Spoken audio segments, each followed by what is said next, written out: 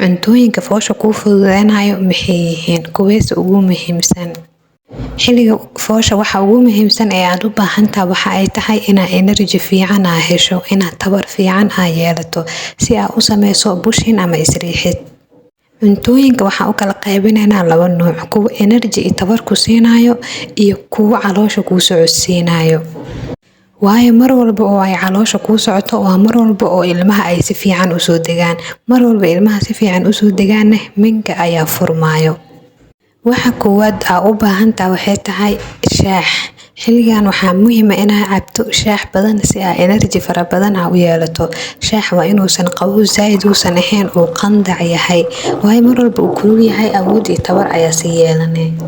sidoo kale isticmaal furuudka cabitaan ahaan adigoo u cabaya sida cananaaska oo kale. waxaa kaloo energy ka helaysaa mooska inaad isticmaasho oo caadi u cunto.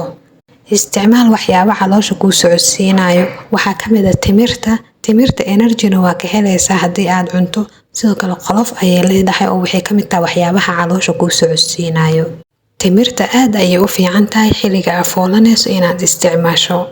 sidoo kale isticmaal boorashka, waayo boorashka nafaqana waa ka helaysaa, energy-na waa ka helay, sidoo kale calooshana wuu kuu socodsiinaa.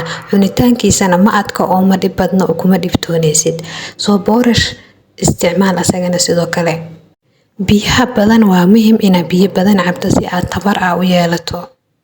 markii aad foolanayso muhiim maaha inaad caloosha buuxiso oo cunto adag cunto sida baasto iyo bariis iyo wixii la mid ah. muhiimadu waxa ay tahay wax yar oo baahidana kaa ilaalinayo, energy-na ku siinayo inaad isticmaashid.